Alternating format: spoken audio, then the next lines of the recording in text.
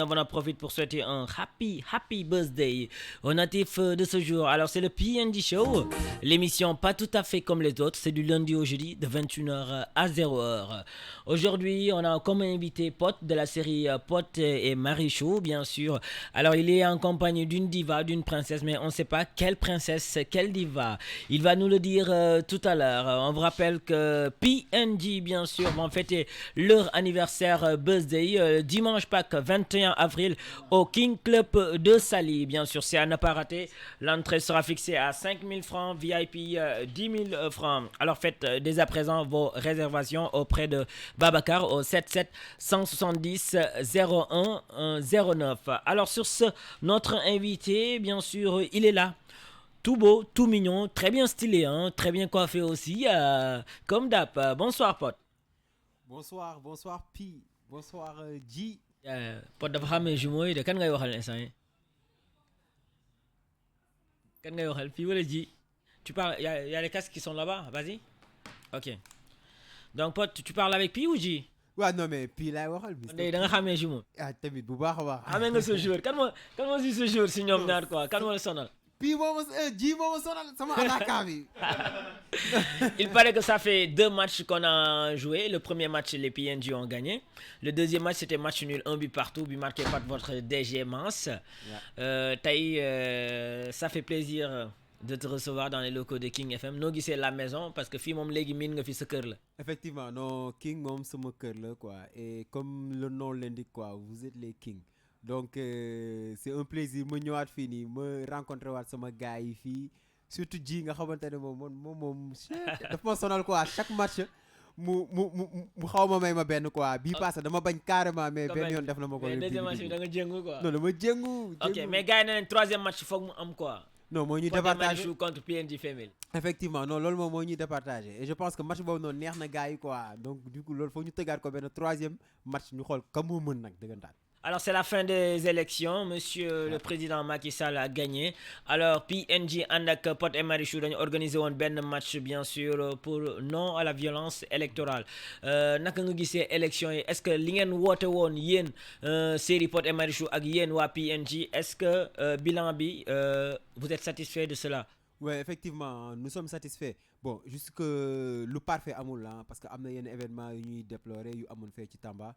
Mais je pense que de manière dans l'ensemble on est vraiment très satisfait gars yi dégg nañ ñu te aussi appel à la paix bi bañ ko teelee lancé daf si baax quoi te calmer na les esprits nit ñi liñ ci xalaatoon liñ ci doon ragal yëpp amu ci quoi et là élection yi ça s'est très bien passé et on félicite le président Macky Sall. Ok, demain c'est le 4 avril, tous les Sénégalais sont à l'écoute. Lan ngay nuyoo tey Sénégalais yi ak téléspectateurs yi ñuy seetaan à travers le net aussi www.kingfm.sn les internautes. waaw di kontaan di leen wax ne que je suis là pour qu'on passe une excellente soirée et aussi di leen wax ne que bon on est là sur King FM donc dañuy waxtaan rek de manière fun en plus xam nga rek yàqamti tamit kii war a ñëw toog sama wet. Voilà la question que tout le monde se pose gars yi dañ doon werante tey Pod suy ñëw kan la nar a àndal aaw bi kan moo si aaw bi si ñoom. aaw bi Marichou la. Marichou mooy aaw bi kan mooy ñaareel bi. ñaareel bi Eva la. ñaareel bi Eva la ñetteel bi kan la. ñetteel bi Betty la. Betty. waaw ok donc si kanam tuuti am na kenn ku war a toog fii. waaw ànd ak bien sûr Pod. Inch'Allah. est-ce que mën nañ xam kan la wala surprise la wala c'est quoi exactement. bon nañ ko def surprise quoi en tout cas daal lenn la mën a joxe benn indice.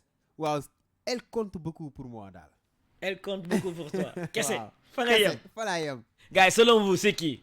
Pod nee na elle compte beaucoup pour lui donc selon vous c'est qui c'est une question c'est à vous maintenant de nous dire. Ok alors Pod cela fait bien sûr saison 1 saison 2 saison 3 Pod et Marichou si lañ nekk. ngeen war a tourner seen long métrage maanaam seen dernier numéro bu saison 3. Pod saison 1 jeex na saison 2 jeex na ñu ngi ci saison 3 mu ngi waaj a jeex quel a été le bilan de votre saison numéro 3 Pod et Marichou saison 1 bi yéen a ngi ko tourné woon au niveau de la Sen TV. Saison 2 bi ngeen ñëw TFM saison 3 bi ngeen liyewaat seen amour seen partenariat ak TFM. Naka ngeen gisee la saison 3 Pod et Marichou toi en tant que acteur. Oui, en tant qu'acteur, moi je pense que suñu saison 3 bi am nañ ci entièrement satisfaction ah ci côté yëpp parce que soo xoolee par exemple ci côté audience rek li ñu yéegee c'est extraordinaire maintenant parce que maa ngi fàttaliku dernière fois bi fi doon ñëw dañ doon fêter suñu 1 million de vues yi fii lors de la saison 2 mais tey on est venu avec la saison 3 mais dañuy parvenir à avoir ay 1 million de vues en presque 48 heures te loolu c'est C'est espace de extraordinaire 2 jours da ngay am 1 million de vues. dañuy am 1 million de vues et li si gën a grave mooy avant on s'arrêtait à 1 million mais léegi da ngay gis des épisodes à 1 million 800 1 million 900 1 million 600 1 million 400 mais je pense que loolu tey jii nii et c'est une grande réussite et je pense que Pod et Marichou mën nañ wax ne am nañ un succès parce que 3 ans def 3 ans yombul quoi donc ça c'est un véritable Alors souvent succès. dañuy gis yenn série yi day am saison 1 pour nga gisaat saison 2 problème la du ñu am suivi soit artistes yi dañuy dem à gauche ñi dem à droite wala du ñu amati xalaat pour def saison 2 yéen ngeen def saison 1 mu jeex ñu ne neex na fa la mën a yem ngeen ne déedéet saison 2 ñu ne non vraiment ñii mënatuñ def leneen ngeen ñëwaat defaat saison 3. Exactement. Quel a été le secret de la série Pod et Marichou ba ngeen maintenir cap bi Pod. secret bi am na secret ah et je pense que secret bi tamit du lu rëy lu graaw ah c'est du travail mais aussi je pense que collaboration dès le début bu ñu établir ak suñu ay acteurs yoo xamante ne tey ay acteurs yoo xamante ne ils sont respectables man dama leen di louer souvent dama leen di féliciter également di leen di remercier parce que tey ñoo xamante ne lañ ñu neex a gérer lañ quoi parce que problème mu des fois yenn production yu bëri du ñu mën gérer seen ay acteurs dañuy gis kenn ku def benn saison mu toj après day dem wala peut-être buzz bi la si bëggoon kase dem na yoonam mais on a des acteurs ambitieux yoo xamante ne tey jii nii xam nañ fan lañ bëgg a jëm te xam nañ série bi fu mu leen bëgg a yóbbu donc tey jii nii on est parvenu à travailler def saison 1 ñoom ñëpp ñu reconduiraat leen ñu defaat une saison 2 reconduiraat encore ñu defaat une saison 3 ba laa ñi ngi si njeexital bi te amuñu benn problème ak ñoom moi je pense que te defuñu ay saison de 20 wala 25 épisodes on a fait des saisons de 50 épisodes premier bi deuxième épisode bi c'était 75 épisodes et là on a fait encore 50 épisodes et je pense que loolu prouesse la boo xamante ne tey ñun on se dit loolu kenn dafa goxoo te suñu demee ba parvenir ba def une saison 4 nag là moom vraiment ñu def fi nag lu fi kenn non loolu moom ñëwaguñ si waxu saison 4 moom ñëwaguñ si mais Pod bëggoon naa xam naka ngeen def ba am acteurs yi nga xamante ne dañu maintenir cap bi seetlu nañ Marichou seetlu nañ Eva seetlu nañ Betty les Momo les Sir les Sayer les Edou ces artistes là dañu téye cap bi ba léegi parce que souvent ay artistes dañuy ñëw benn année ñu cartonné deuxième année bi ñu ne non soit ñii dañoo late wala deuxième année bi non soit ñii amatuñu xorom mais dañu seetlu ne ces mêmes acteurs là ngeen di indiwaat saison 2 saison 3 su ngeen si yokk benn 2 de plus la wala 3 de plus c'est fini point barre mais ce sont les mêmes acteurs qui arrivent à garder le cap c'est quoi le secret de tous ces de l'ensemble de ces acteurs da ngeen def benn réunion ne leen gars yi côté comme lii ak lii la ñuy doxalee bugguñ leen gis fii bugguñ leen gis fële bugguñ leen gis si telle série telle vidéo et tout c'est quoi par exemple seen waxtaan ak ñoom. dëgg la bon comme li nga ko wax en fait am na ay codes yoo xamante ne clairement dañ koy teel a établir ba ku ci nekk dañuy am benn genre gestion de carrière bu ñu ngay defaral et ñoom au début bon peut-être doon na metti des fois nit bëgg def benn vidéo fii nga ne ko non bul def en fait au début du comprendre maintenant après par la suite si lay comprendre parce que tey jii nii moi je pense que ñun suñu acteurs yi c'est des stars et je pense que ñu bëri dañuy bëgg di leen di soxla di leen di côtoyer donc du coup tey jii nii moi je le dis man su ma si jox juste quelques exemples tey jii nii je pense que yow loolu fekkee nga ko bañ doon rey suñu bopp pour am ku ci mel ni Carole mais on s'est tué pourquoi parce que man benn argument bu mu leen doon jox mooy cette fille là je la connais depuis ba mu nekkee jeune nekk xale bu ndaw nekk Sacré-Cœur man nga gis ci une personne boo xamante ne tey na elle a la tête sur les épaules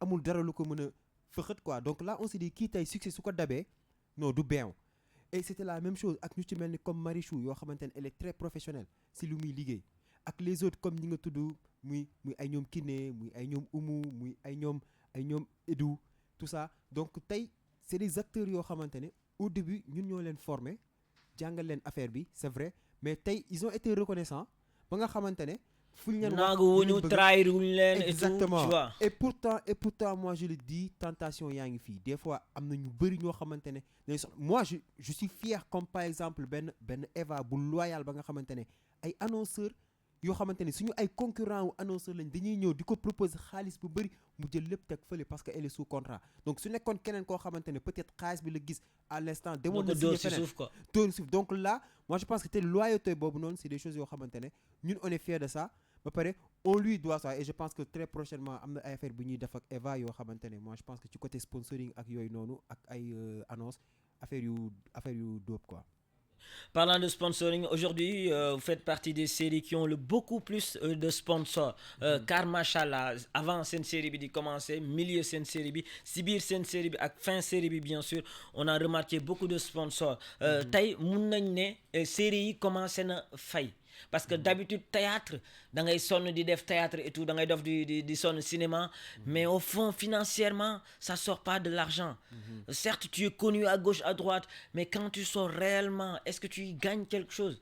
Mais avec la nouvelle génération, les jeunes d'aujourd'hui, on a senti une évolution. Est-ce que tu partages l'opinion de cela? Effectivement, en fait, surtout ci plan boobu noonu moi je pense que tey si on parvient tey à décrocher yenn sponsors yu bëri c'est parce que déjà damay féliciter à suñu équipe commerciale bi parce que ñi ngi def benn liggéey bu am solo parce que tey il faut que ñun ñu mën a am lenn lu ñu mën a wan les partenaires wan leen ne que ñun on est fiable ne que ñun tey jii ni on peut faire des produits de qualité aussi ñu mën leen wan ne que ñun suñu ay contenu ñëpp dañ koy seetaan c'est-à-dire tey ñu wan leen audience boo xamante ne dina leen doy nit ñi loolu mooy tey moo tax les sponsors dañuy ñëw mais quand tu fais benn série boo xamante ne c'est regardé par peut-être un tiers de la population gars yu bëri duñ ko seetaan gars yu bëri duñ ko sponsoriser quoi et je pense que loolu tey en plus sponsors yi gis nañ ñun ni ñuy effort bi ñuy def ci suñu production dañuy dem ba ay Burkina dañuy dem ba ay Côte d'Ivoire juste pour jox leen ay contenu de qualité donc tey jii nii les sponsors se disent ah ça c'est une série sérieuse. kon loolu mënoon leen si bañ a fekk sponsor fay leen xaalis ngeen yem Sénégal yem seen benn villa fii Dakar rek. defee lépp mais da ngeen di génnee seen xaalis pour affaire yi gën a nice. pour affaire yi gën a nice et ça je pense que tey loolu bokk na si li gën a tax tey sa production day gën a am qualité et à chaque fois ñu ngi jéem a xool naka la ñuy yokkee qualité bi suñu defee saison soo comparé suñu saison yi ñuy def yëpp chaque saison bu ñëw dañuy yokk en qualité te loolu tey mën nañu yóbbu fu nekk quoi. Ok raison pour laquelle ñu gis ay Burkinabé ay Ivoiriens yëpp ñuy commenter bien sûr seen réseaux sociaux et tout di admirer ce que vous êtes en train de faire. exactement ñoom lañ ci sentir seen bopp. ouais loolu moo tax te ñoom ñoo tax ñuy def sous-titrage bi donc xam nañ ne am na ñu bëri ñoo xamante ne des francophones ñu nekk fii Sénégal ñu nekk fii en Afrique li su mel ay Côte d'Ivoire ces pays de la sous-région dañuy suivre te chaque fois suñu dugalee benn épisode te sous-titrage bi duggagul da ngay gis ñu commencé casse naan waaw mais sous-titrage bi fu mu toll. Pod demain mun nañ gis votre série au niveau de la France, de l'Espagne, de l'Italie, de l'Angleterre, des États-Unis. Effectivement et ça c'est quelque chose qui est très possible lu mën a daw foofu noonu série yi en plus pourquoi pas doublage en anglais parce que ñu ngi def doublage en français mais pourquoi pas doublage en anglais ci yeneen chaîne. maanaam ni ngeen di waxee olof de yéen a ngi koy def jamono ji en français. ñu ngi koy def en français loolu def nañ ko lu ci mel ni par exemple saison 1 bi yëpp day daw à plus def nañ doublage ba mu jeex. Ah bon Pod da si wax français Eva wax si français carrément Marichou wax si français. exactement et c'est presque les mêmes acteurs yi nga xamante ne ñoom ñoo ci tourné ñoom ñooy defaat doublage bi en français bon ñi nga xamante ne dégguñu français ñooñu dañ leen remplacer quoi ñu jël ñeneen ñu ñëw def doublage bi mais c'est presque les mêmes acteurs ñoom ñoo defaat doublage bi quoi. kon cinéma métti na de champion. non métti na trop da ngay tourner waat loolu beneen réalisation la encore beneen mais loolu la quoi métti na mais tey jii nii loolu day tax sa film exporté wu mën a dem fépp quoi. ok léegi ñu ñëw si saison 3 Pod et Marichou gis nañ fi lu ne saison 3 bi gis nañ fi sax ay Perrier Pod yi gis nañ fi tamit benn épisode boo xamante ne Eva la ñu wone en personne.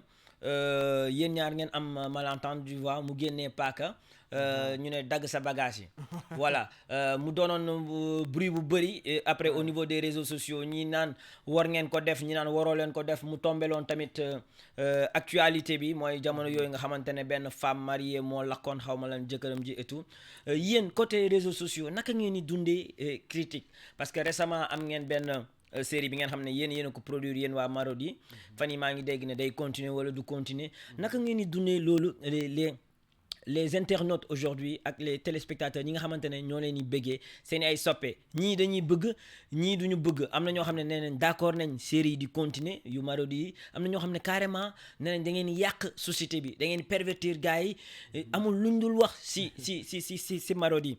Vous en tant qu'acteur yow tamit en tant que membre de Marodi comment vous le vivez et qu'est-ce que vous avez envie de répondre à cela? Ouais, bon, c'est-à-dire yooyu ay fait la yoo xamante ne jot na fi jaar dund nañ ko mais ñun dañ koy jël avec philosophie et aussi jël ko avec la tête reposée parce que ñun lépp lu ñuy def rek dañ siy quitte ak suñu conscience quoi amuñu tey jii nii benn opportunité pour def wala pour yàq nit ñi wala pour pervertir suñu population tey juste rek pour donner une réponse et une explication claire ah sur ce qui s'est passé c'est vrai actualité la bañ koy jouer séquence bi nga xamante ne man maa ngi tëdd Eva di dagg jël affaire yi di dagg mais loolu tey bañ koy jouer soo xoolee d'abord rêve la donc c'était pas la réalité dañ ko def rêve ah mais deuxièmement bañ ko defee dafa am lenn lu ñu ci bëggoon à chaque fois benn leçon mais c'est que nit ñi foog ñu jéem a xool leçon bi fan la nekk mais lépp lu ñu mënti jouer leçon bi am na fu mu nekk te leçon bi xam nga fan la nekk loolu bañ ko defee nit ñi yaakaar noonu nekk dëgg la yëpp c'était pour emporter les gens mais après si épisode bi stop on a montré que c'est un rêve et la réaction de Eva loolu moo ci extraordinaire parce que Eva après la def dafa jël ay bagages am génn kër gi dem et ba mu demee dafa toog si beneen séquence bi stop mu toog janoo ak seetu bi mu def benn voix off moom kase muy wax mu ne franchement su ma toogoon ci kër gi mu ne lii nii su ma toogoon ci kër gi ma yëg affaire bi dinaa def loo xamante ne. da koy dagg quoi boobaa da koy dagg dëgg. non su boobaa day dagg. mais su ko parce que am na ñoo ngi naan sax est-ce que jotu ko dagg tuuti. non jooy. kon est-ce que paa bi dina fayee ko ti paa bi est-ce que dina fayee ko ti am naa danaan arrêté leen fawatuma. waaye yow affaire yi xoolal non mais je te jure ba mu paree lu mu wax noonu ba mu ko waxee après là la wone réaction bi gën quoi c'est-à-dire au lieu ngay dagg comme par exemple ce qui s'est passé wala ngay lakk wala ngay def dara mais sëy dagan na c'est vrai mais tas tamit dagan na balaa ngay def leen loo xam te ne da nga koy rëccu mais jël ses bagages nga dem sa yoon mu jeex donc là c'était la leçon bu ñu bëggoon wane mais am na ñu leçon bu ñu waroon jëlee mooy loolu exactement aspect positif bi moo nekkoon loolu c'est l'aspect positif l'aspect négatif mooy le fait que ñu gis Eva def ko exactement am na yeneen femme yeneen jeune fille yu naan man de sama copain su ma trompé wala sama jëkkër su ma defee lii damay def li nga xamante ne gis naa ko si télé bi Pod et Marichou wane ko damay jël paaka dagg. exactement am na ñoo xamante ne nee nañ da ngeen di inciter les gens à faire cela. parce que am na benn xale bu ñëwoon je pense gisoon Eva mu ne la fois passée seen film horreur boobu noonu bëgguma ko woon de film horreur la ko tuddee sax. non en fait c'est-à-dire tey jii nii ma jox la juste benn exemple ah. xale yi bañ koy seetaan ñoom en fait ñoom leen la ñu gis xale yi dañuy yaakaar ne dafa dagg sama loxo quoi parce que soo xoolee si dans le jeu man bi ma defee nii sama loxo laa téye muy naaj donc xale yi ils n'ont pas compris donc tey. ñun xam nañ vision bi nit ñi di am. xale yi n'ont pas compris mais grandes personnes yi ont compris. les grandes personnes ont compris mais tey xale yi su jëlee paaka def. nii saa waay xale amatul xale amatul de. non xale amatul mais tey non mais tey je pense que tey parents yu bëri suñu laajtee seen doom yi ñu nekk xale yu ndaw yi quoi ñooñu tey loolu la ñuy wax c'est-à-dire dañ la naan dagg na loxo Pod dagg na loxo bi parce que sama loxo laa def nii ñu wane deret bi quoi. donc c'était ça le jeu quoi. ok Pod ñu gis la nga périer tamit ci série bi dañ doon laajte est-ce que da nga def gymnastique ou pas. non c'est vrai que sama périer boobu moom non mais internet yi dañ ma tooñ ba nga xamante ne mais c'est vrai que man sérieusement dama aayoon gym nag temps yi ma doon jàngee fële Jean La Fontaine di dem Blaise Diagne di fa def gym non mais j'étais très fort damay def roulade arrière arrivé jam écart loolu dama ci aayoon. kon gars yi dañuy laajte mbéj yi ñu lay mbéj ak buux yi et tout est-ce que c'est réellement la vérité est-ce que réellement day dal quoi. non mais day dal en plus ak Eva rek non mais day dal bu baax a baax mais j'espère que puis yow ñamagoo quoi parce que non mais xoolal peut-être loxo bi diis na. waaw loxo bi dafa diis dafa diis ba dafa gaaw. kon loo may conseiller kon. non mais je te conseille lenn la xool day jël say distance parce que en fait man je me souviens suñu dernière séquence boobu noonu bu may mbéj parce que. bon jour bi may mbéja dañ ñëw ba si jour tournage bi suñu PDG daal di ñëw moom séquence yooyu rek la yàkkamti suñu PDG daal di ñëw daal di ko dee quoi man maa ngi gis mi ngi dee Eva benn affaire fekk dafa dee Eva ni Eva xoolal mbéj ko de bu ko yërëm na mbéj bi dal xam nga mu ràngati Eva ba man daal man comprendre daal mais Eva xam nga moom soo gisee ak comment elle est douce ni début su duggee si jeu bi da nga naan instant bi mais ba mu njëkkee xàcc ba dóor dama doon miir non mais je te jure Sérieusement première prise dama doon miir mais jour j'avais du mal à dormir. parce que Betty am na benn jour mu ngi wone fu ko Eva gaañoo nee na si série bi la ko Eva gaañ. kon réellement Eva si série bi elle applique carrément lu ñu ko sant. non en fait moom elle vit les choses parce que je me souviens séquence boobu noonu ba mu koy tourné xam nga mi ngi woon ci bureau bi la génnee. fekk mu fekk Betty ci kaw table bi daal di ko xëcc. mais avant muy génn man maa ngi woon ci biir mag moom ñuy waaj a génn mais xoolal dafa ne ma nii ne ma xool bii lay gis nga tey su ma ko jàppee xoolal nga sentir ne kii elle est déjà à fond. kon moom day dund rivalité bi carrément. da koy dund quoi c'est-à-dire moom surtout en matière de jalousie. moom elle est naturelle. non même kon mais yéen naka ngeen di xamee loolu ne nit ki naturellement elle est comme ça ngeen ñëw jouer le ko rôle parce que Eva naturellement elle est comme ça. effectivement c'est-à-dire tey loolu ñun mën naa ne moo bokk si. te ñëpp tamit naturellement nee nañ xam nañ ne Pod dafa bëgg a jigéen. bu baax a baax. voilà mais yéen naka ngeen di xamee rôle yooyu. non mais c'est que loolu xam nga loolu tey li nga xamee mooy c'est-à-dire soo xamee nit ki tey lu mu gën a mën a jouer ñaari affaire la soit li mu tàmm di gis wala lu mu doon.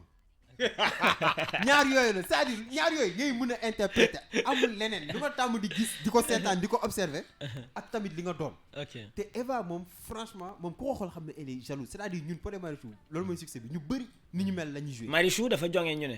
non dafa jonge elle est douce ça moom c'est son truc c'est-à-dire tey Marichou soo ko doon jéem a jouer le rôle Eva du ko mën instant yi Eva tey soo ko doon jouer loo ay rôle kii naan ma sama yëf ak di ma xëcc di ma sang du ko def. xam nga donc tey ku ci. Betty lan mooy forum moom.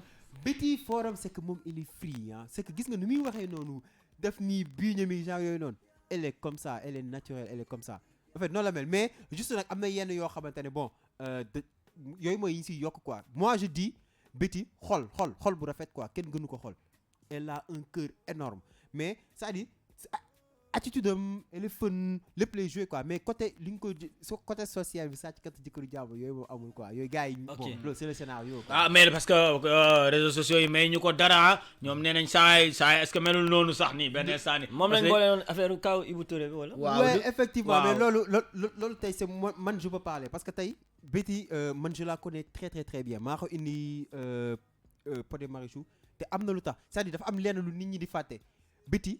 bokk na si ñi gën a nekk xale ci série bi 20 ans la am. xale bu ndaw la je te jure. donc tey ay ñoom Eva ñoom Marichou ñoo ko mag fuuf ñoo ko gën a mature quoi donc tey des fois xelu xale bi da koy yóbbu ba elle fait des fois des bêtises wala nit waxal ko mu tontu alors que waru woon tontu c'est-à-dire. des mais fois doo leen ko xelal xanaa naan ko bul tontu. non mais bien sûr mais xam nga tey des fois fugam da koy yóbbu mais après elle s'excuse parce que tey man benn instant moi je le dis mere woon naa ko mais je lui ai parlé. après là elle me dit excuse-moi. parce que amoon na histoire Jasa naka la ji. Jasa kii Jasa Ka am na sax ku bindoon ne am na ku bindoon ne nu mu tudd Betty dafa aay.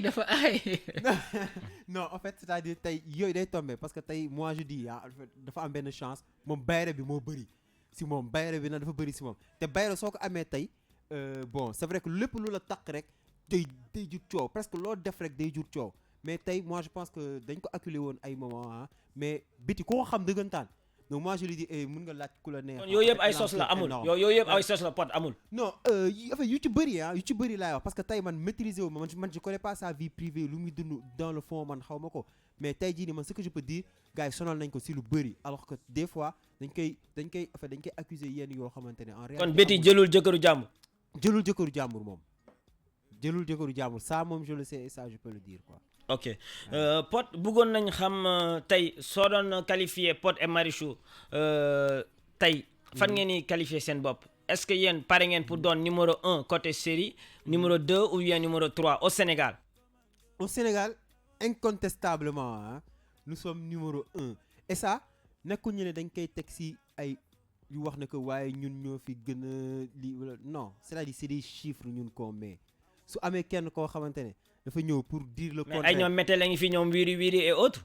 ñoom ñëpp ñu ngi fii c'est des grandes séries qu'on respecte beaucoup mais séries yëpp dañuy dugg YouTube te chaque jour su demee soo duggee YouTube da ngay gis nii les nombres de vues séries yi ni ñuy toppalante ku ci nekk xam nga kii la dàq daw ñoom ñëpp xam nañ loolu série bu ci nekk xam nga combien tu vaux série bu ci nekk xam nga ñi lay seetaan et je pense que tey ce qui fait le succès de Pod et Marichou c'est que Pod et Marichou c'est la série la plus regardée au Sénégal et ça moi je pense que bon maîtresse mi ngi ñëw temps yi nag gars yi nag ñu ngi jege nag ci côté ay vues quoi mais ñoom. maîtresse waa Marodi ñoom ñoo ko kii. waaye ñun ñoo ko moo tax tey ñun on est fier tey suñ demee ba mu am benn série boo xamante ne ñu ngi ñuy jege ñu ngi ñuy concurrencer mu nekk benn série bu jógee Marodi ñun on est très fier. kon feneen la jógee là on peut dire mais si yéen la jógee yéen a ko liggéey. waaw yow maîtresse su ko keneen produire ñu am problème. ok mais maîtresse boobu parlant de maîtresse parce que gars yi nee nañ est-ce que foofu defoo leen erreur waroo leen woon xaar ba Pod et Marichou jeex ngeen commencé ko teg parce que temps yi am na ñoo ngi naan waaye maîtresse temps yi moo daax Pod et Marichou affaire demee noonu choix boobu naka la fa demee noonu.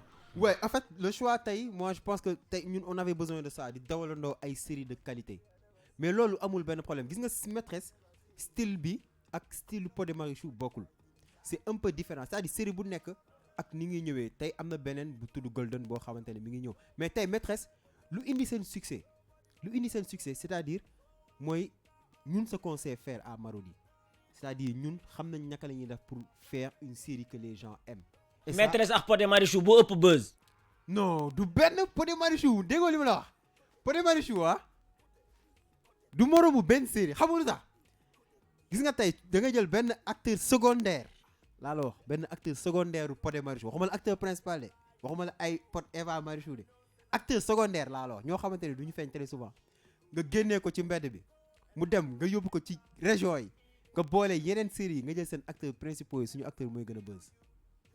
donc en fait c'est-à-dire tey comme li ma la wax c'est-à-dire ñun on a le succès on a les chiffres mais aussi dañu am loo xamante ne gars yi amuñ ko quoi maanaam mooy tey longévité bi dañu toog durant un moment bu ñu nekk ci ñu nekk après dañu ramper parce que au début je me souviens très bien ay wiiri wiiri yooyu yëpp dañu raw ñu lu gudd lu bëri et ça ñun tey dañ ko accepté woon ñu xam ne gars yi ñi ngi suñu kaw ñooñu raw foog ngeen liggéey pour dab leen ñu liggéey pour dab leen mais ñëw ñu rek comme ça xam ne ñii ñoo ñuy gën ñii ñoom la sénégalais yi di gën a seetaan ñun ñu taxaw ñu ne ñoo on est la meilleure série loolu ça n'existe pas. ok meilleur acteur mu génn si Pod et Marichou fierté la si yéen waa Marodi mais est-ce que réellement Billy boobu ñu jox meilleur acteur 2018 est-ce que mérité na ko est-ce que foogoo ne par exemple tey am na ay acteurs fii Sénégal yi ko fi jiitu si game bi yi ko dàq jouer cinéma tey quelle est ton opinion à l'égard bien sûr du statut de Billy. de Billy bon man déjà ci loolu le fait que tey Billy remporté le titre de meilleur acteur man je me dis que c'est mérité et juste pour une seule raison quoi c'est-à-dire que tey peut-être am na leen ñoo xam te ne suñu doon xool dinañ ne peut-être diw mérité na ko parce que diw yàgg na fi mais ce que Billy a réussi c'est que dafa ñëw ci benn saison dafa dabe déjà deful saison 1 deful saison 2 saison 3 la ñëw nga fekk benn série bu yàgg di daw nga dugg ci nga dabe et tu parviens tey à te faire aimer ba pare le public de Billy tey góor. il est le chouchou des jeunes filles ndaw c'est le chouchou des jeunes filles. mag ñi mais ñëpp dañ koy suivre et ça ce qu'il a réussi c'est extraordinaire donc c'est parce que tey vote boobu noonu ba muy am c'est des téléspectateurs ay nit ñoo xamante ne ay des internautes ñoom ñoo tànn Billy ci loolu c'est vrai am na ay affinité xam nga am na ay affinité am na yenn kii mais tey man je me dis que c'est mérité par rapport à ce qu'il a réussi en si peu de temps mais tey bon su fekkente ne yeneen critères la ñuy teg peut-être mën nañ ko jox keneen ça dépend des critères. mais kon mérité na ko loolu nga bëgg a wax. man je me dis que mérité na ko parce que en si peu de temps Billy réussit à se faire aimer comme ça te tey comme li ma la wax Billy c'est pas un acteur principal de Pod et Marichou mais amul beneen acteur bu ko gën a buzz fii nii. ok lan moo tax ñu doon gis Billy si Pod et Marichou jékki-jékki plein saison gisatuñu Billy lan moo ko waral exactement tey si biir émission PNJ bëgg nañ Pod nga toj yax bi Billy dafa gedd wala Billy c'est quoi le problème. voilà en fait faut que mu clair parce que beaucoup d'encre ont coulé mais tey pour te dire Billy il y a même pas 3 jours ba ñuy déggante quoi actuellement il est à Paris donc contrat am dafa jeex contrat bi jeex ñu xam ne que tey jii nii pour renouveler ko dina am yenn yu bëri yu muy nar a yokk quoi yoo xam te dina compliqué pour renouveler son contrat mu war a toogaat encore alors que dafa war a delluwaat ñibbi parce que Suisse la dëkk mais également da ngeen ko jëlee Suisse indi ko Sénégal pour uniquement Pod et Marichou. pour uniquement la série moo tax ñu jëlee ko ñoo ko fayal billet d'avion mu ñëw. léegi lan moo tax waa Marodi renouveler leen contrat Billy. voilà on l'a pas renouvelé parce que tey dafa waroon ñibbi donc ba mu waree ñibbi il restait lu mat ay moins de 10 épisodes donc aussi dit au lieu ñu koy téye di ko yàqal tey jii nii nañ ko bàyyi mu dellu comme ça su delloo là il y aura pas de souci et on va préparer inchallah une saison 4 avec le retour de Billy. Kon saison 4 kon dama bëgg xam carrément saison 4.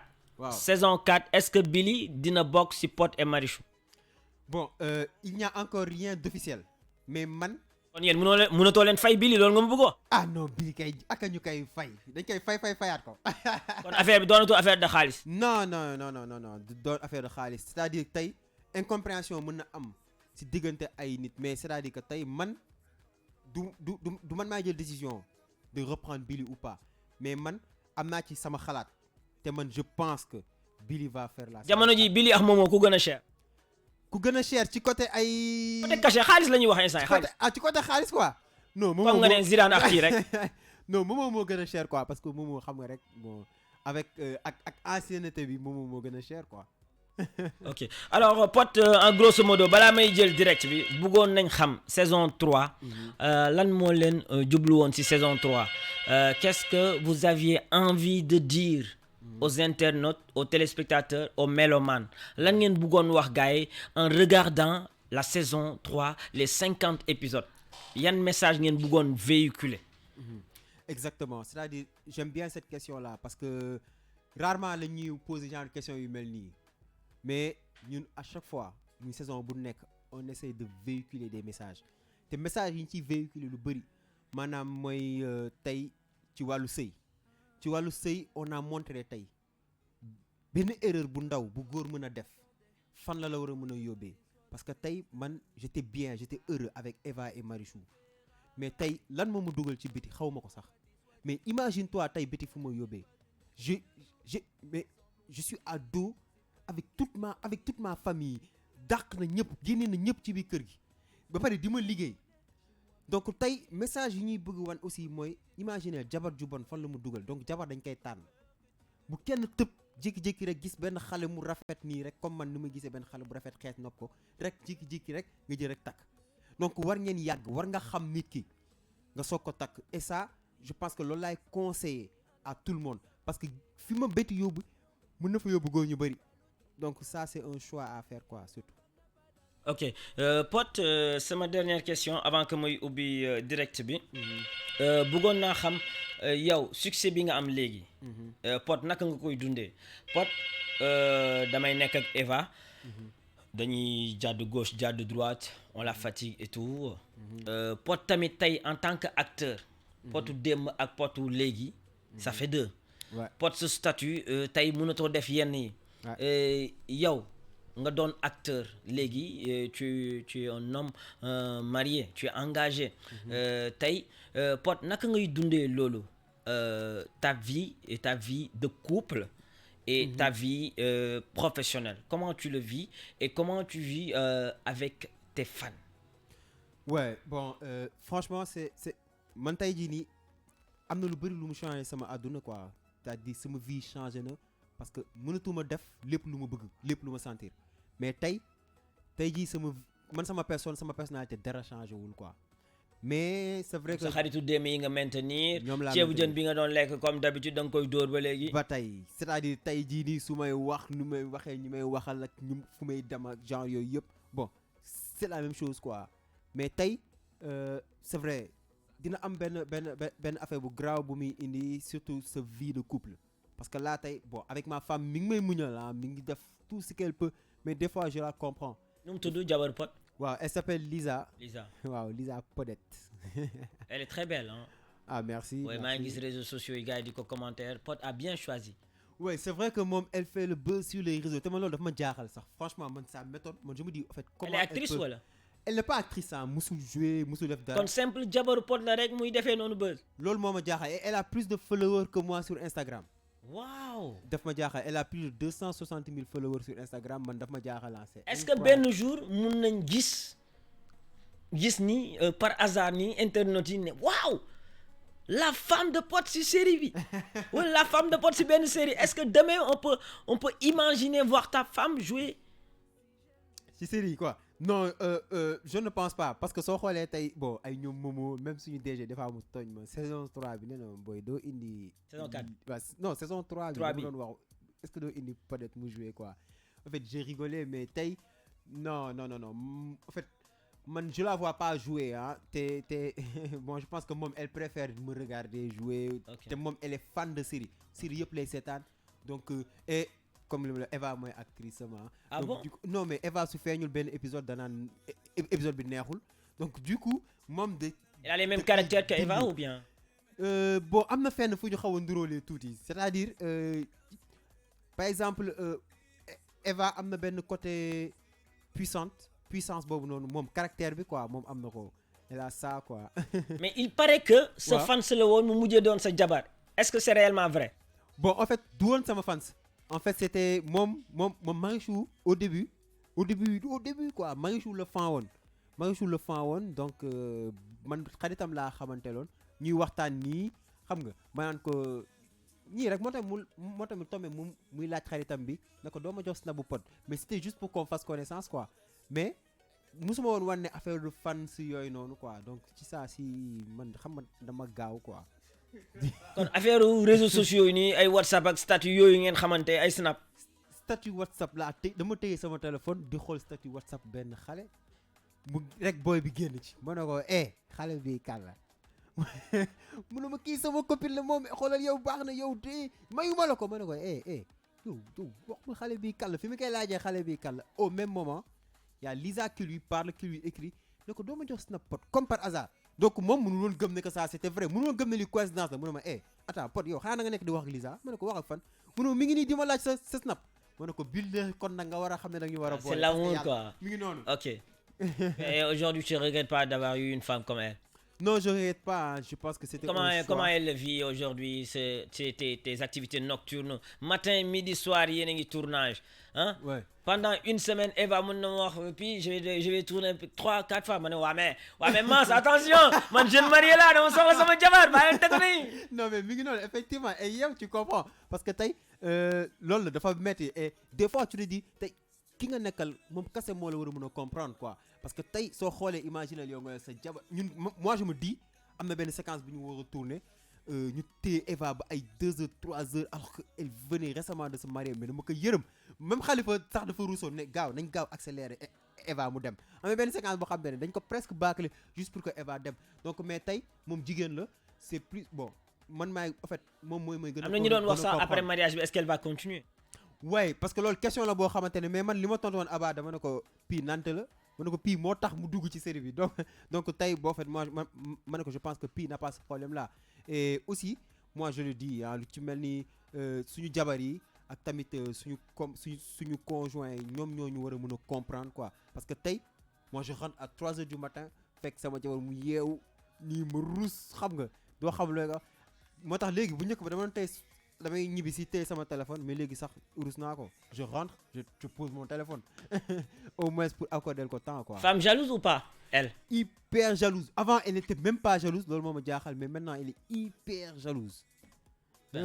Pour dernière question bi le samedi bi ngeen di teg seen dernier épisode bi ou bien bëggoon nañ xam date officielle bi parce que tey tamit loolu ñu fi indi pour informer les auditeurs les internautes Pod et Marichou bien sûr dernière saison bi. Effectivement donc cérémonie de clôture. Dernier épisode du mois. waaw voilà donc last épisode bi mi ngi am ce mardi donc samedi lañ ko prévoiroon mais dañ ko reporter parce que dafa am appel laayee ni donc ñu reporter ko ba le mardi 9 Canal Olympia lay amee à partir de 18h. Canal Olympia fu Canabasse defee woon anniversaire am. exactement wetu Grand Théâtre donc foofu lañ koy defee donc entrée yi c'est sur invitation donc là bon. Pi ak J dina am ay invité ay 4 invitations yu war a maye maintenant auditeurs yi 10 cartons. mi ngi noonu donc 10 cartes yoo xamante ne yooyu ay auditeurs PNJ ay auditeurs King ñoo ko moom donc du coup loolu gars yi après dinañ leen ko kon ñoom mardi bi suñu nekkee am chance am carton invitation dinañ mën a ñëw fekkee ak acteurs yi seetaan bien sûr loolu. Voilà ñu ñëw seetaan ko parce que ñu ñëw nag sañse bu baax parce que tapis rouge les doon oui donc tous les acteurs seront là-bas. Tous les acteurs seront là-bas et il y aura aussi les acteurs de la série Maîtresse. Wow. Les acteurs de la série Adja les acteurs de la série série bu bees bi di waaj a ñëw et aussi invité nañ aussi les autres acteurs hein, parce que invité nañ ay acteurs de la série Idole ak les acteurs les autres acteurs cinéma, sama xarit yi ay ñoom Sumbulu ak yooyu noonu yëpp ñu nga xamante ne ñoom voilà le monde du cinéma en fait c'est une fête parce que Pod et Marichou suy terminer une saison c'est une fête hein, c'est une fête du cinéma. Ouais. De 18h à De 18h donc de 18h à 20h30 pour ñu def mise en place bi discours bu ndaw wax ji du bari ñu teg projection bu am solo long métrage boo xamante ne.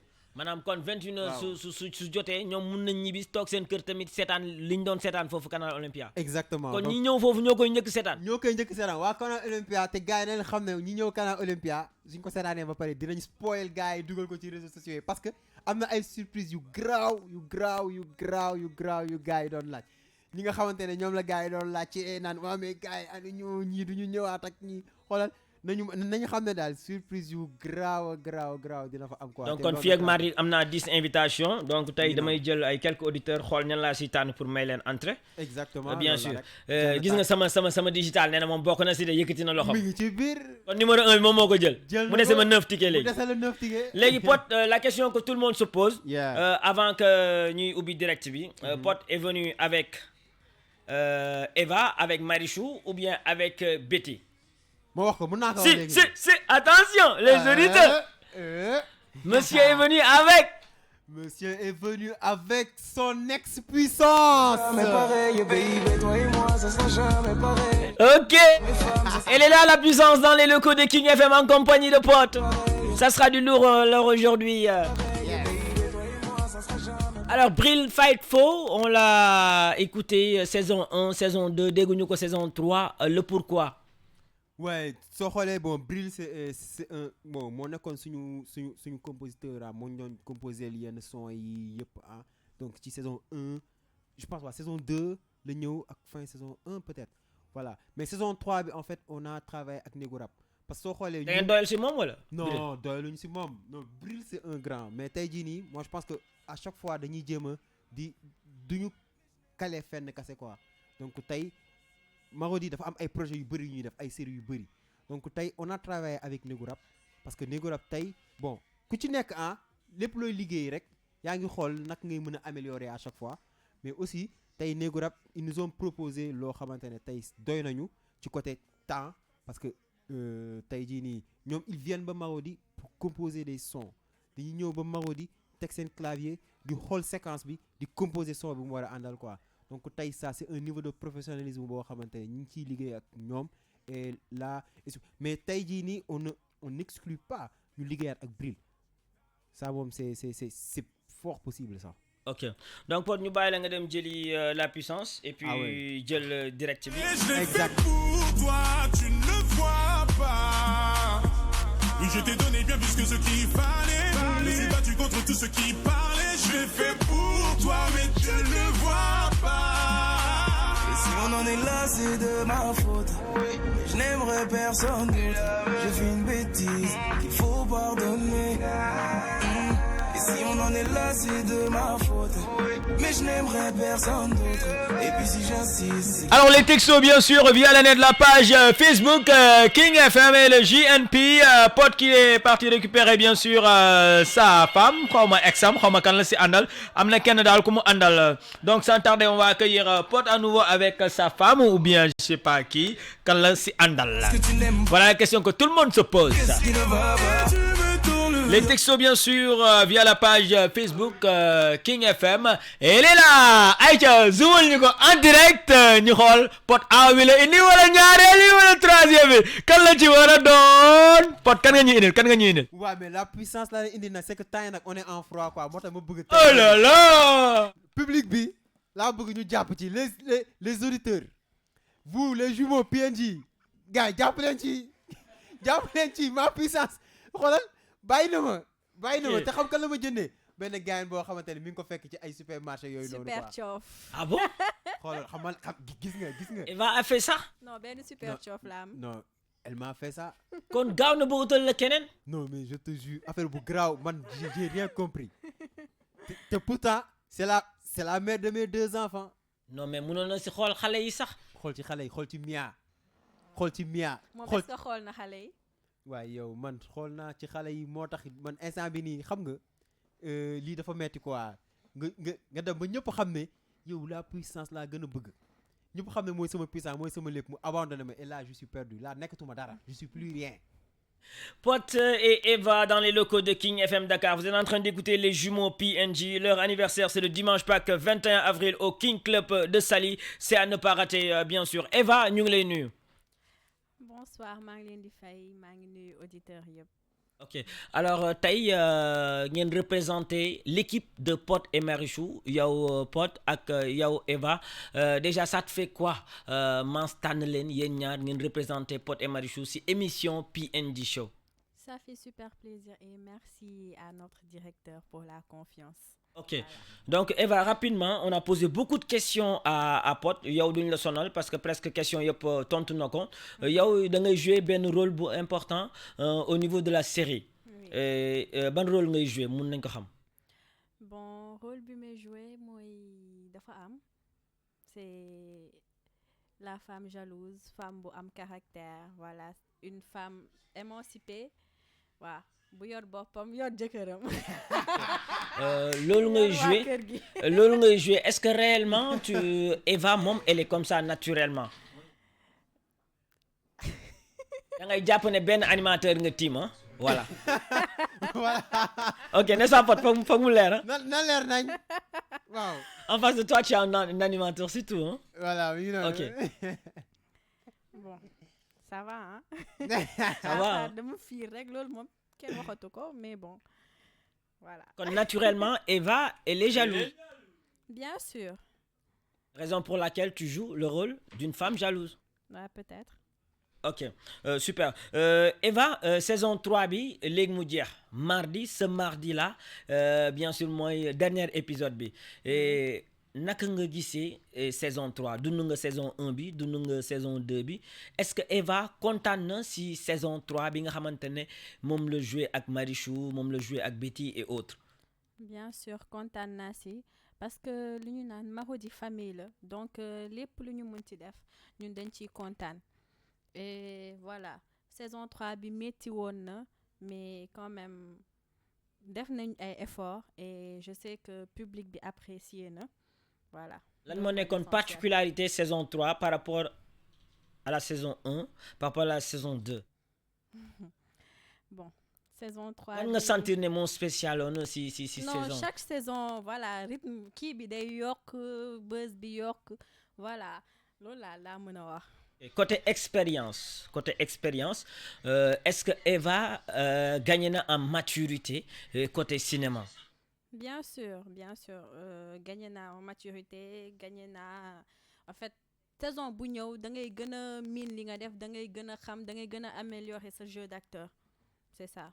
Ok on a élu récemment Billy de la série Pod et Marichou meilleur acteur tey su ma la joxoon 5 numéros numéro 1 jox la numéro 2 jox la numéro 3 jox la numéro 4 numéro 5 ma ne la Eva ma ne ko Eva si 5 numéros yi. Est-ce que yaa ngi dégg sama question. tey su ma la joxoon 5 numéros jox la numéro 1 jox la numéro 2 jox la numéro 3 jox la numéro 4 jox la numéro 5 ma ne la Eva en tant que actrice fan ngay situer sa bopp.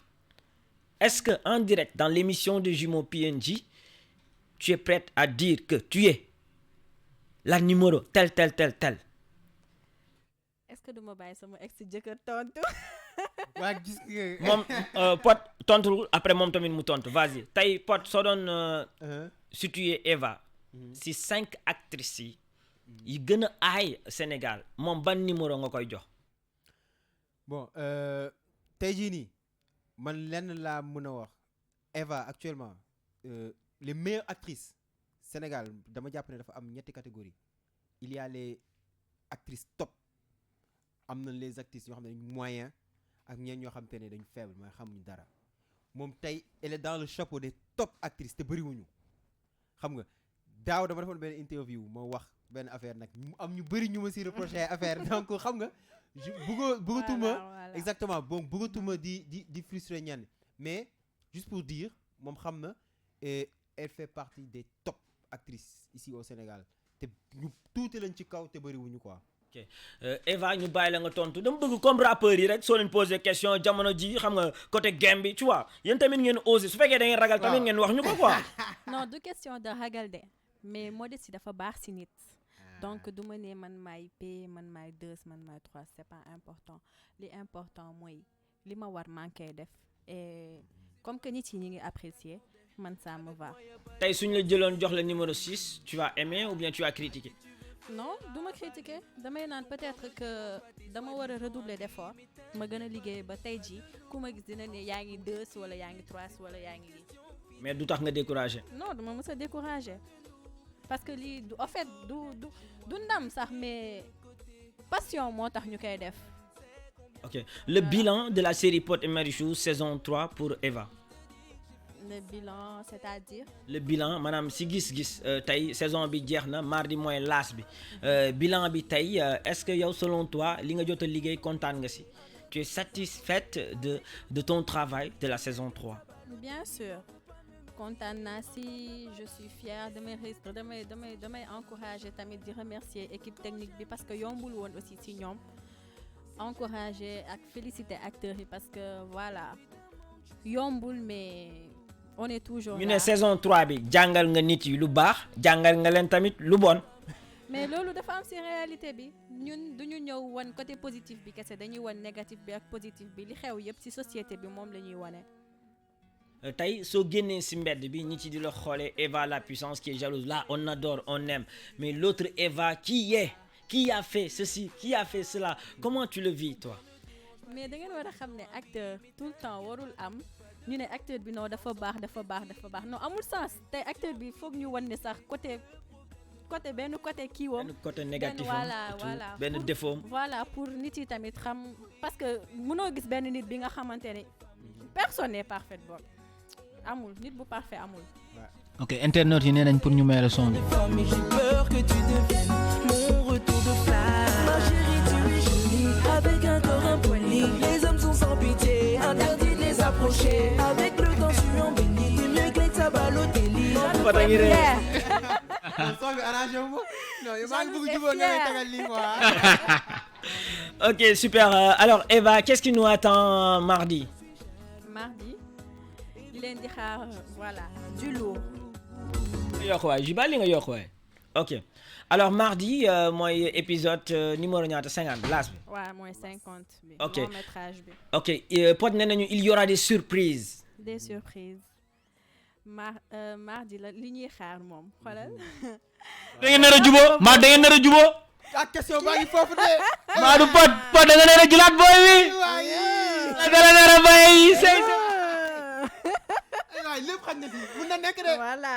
mardi rek. mardi kon lépp dina leer mardi 21h ñëpp ko TFM en direct. ko TFM waaw suñu jógee Canal Olympia ñu ñëwaat nag man moom 2 fois la koy seetaan dama jógee Canal Olympia. jógee Canal Olympia dem TFM seetaan ko xam ni dañ fa toj rajax. xam ne rajax waaw rajax nag la ñu wax rajax.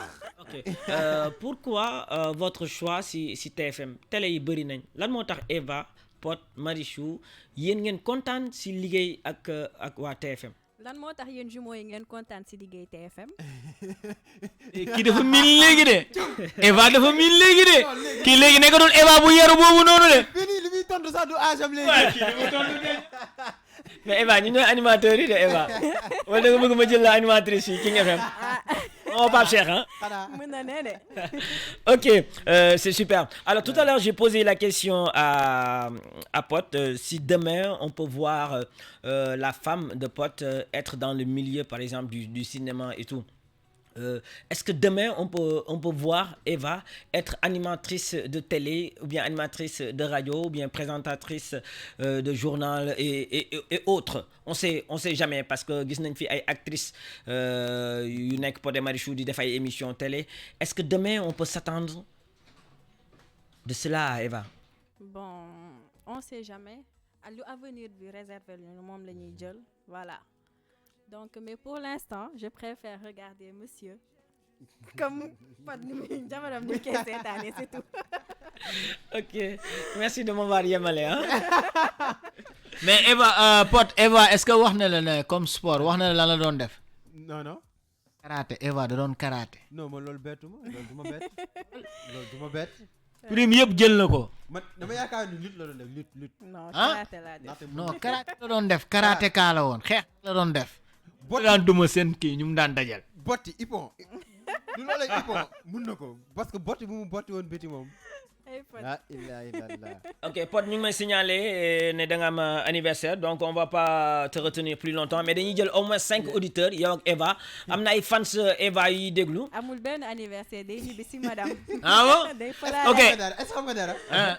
daf may fiire Bu ba nga baax. non elle est tellement jalouse ba nga xamante ne daf ma naan suñu paree tournage da ngay ñibbi wala ma woo Lisa léegi waaw waaw. sinon xoolal je te jure non mais elle est terrible kii jalouse c'est incroyable kon moom mooy avocatu Lisa. c'est l'avocate de Lisa moo tax dafa ma naan maa ngi woo lii non du loolu sax c'est Eva. parce que homme marié la donc damay xool peut-être lu muy def ma koy xoolee tamit sama jëkkër moo tax buy wàcc dama koy naan ñibbil. yow tamit soo nekkee moom léeg-léeg tamit xam nga na nice rek parce que sinon day foog ne li ngay def moom la paa bi di def. non man moom non franchement man damay roy ci pii quoi parce que il est courageux ji pii yabu ma. la piste Aïcha nee leen kii bonsoir nee leen ko bonsoir. Bonsoir. oui bonsoir Ça va? oui Ouais, ça va? Fatima ça va. ça va très bien Ça va bien? oui. yaa ngi si jàmm Ah, tey moom kontaan nañ ci recevoir leen fi. ah oui merci Di leen félicité xam ni que yombul quoi parce que ci seetaan coulisses yi xam li ngeen di daj donc man dama leen di encouragé di leen wax ngeen gën a jàpp nit yi nag moom nga def lu baax nga ñàkk def lu baax dañuy wax mais man mënuma concevoir ñuy jël li leen novelas bi leen jox après nit yi ñu ñuy joué li suñu société li fi am ñuy critiquer donc voilà quoi mais yéen gëm leen li ngeen gëm rek man moom maa tànn Marodi def Pod et Marichou merci waay tànn maîtresse cëm kontaan naa ci yow Eva nag moom sama Eva la donc voilà di leen encouragé loolu moom waa léegi doo ci wax tamit yow tamit nag ñu juboo bañal Fatima naa changé de vie man. yow xam nga lan yow waaw kay Pod yow daal jéemal changé rek baña topp biti loolu rek laa lay diggal ma jéem a changé waaw récupéré waat Eva boo yoroo bon maa ngi bañ a yàgg ci ligne bi maa ngi ñëwee ñu dugg d'accord ok Quand tu es prête pour regarder la série mardi, Fatima? ah mais bien sûr dafa neex ah kon mais puis kon Fatima foog nga may ko ticket Ok. D'accord Fatima gagné nga ticket kon Fatima. d'accord merci avec plaisir kontaan naa merci beaucoup allez merci beaucoup à Fatima Pod benn question rek pour ñi nga xamante ne ñoo ngi déglu ñoom bëgg nañ bokk ci série Pod et Marichou ñoom bëgg nañ feeñ tale tey mel ni Eva mel ni Pod loolu dafa am fi ngay jaar wala casting la naka lay demee pour ñi nga xamante ne dañu bëgg def ni yéen. ñi nga xamante ne dañu bëgg bokk bon ñun soo xoolee am nañ benn plateforme benn site boo xamante ne mi ngi tudd marodi.casting.tv je pense waaye marodi.casting.tv je pense yooyu noonu quoi mais su ko tapé sur ci net bi dina ko gis foofu da ngay dugg ci site bi c'est simple te site boobu noonu moo gën a gaaw même pour ñu jël fa ay nit am na ñoo xamante ne xamuñu ko mais tey soo tapé marodi.casting.tv dinañuy jël récupérer ay kii dugal leen quoi donc te loolu mooy gën a gaaw Aïcha nee leen ko bonsoir.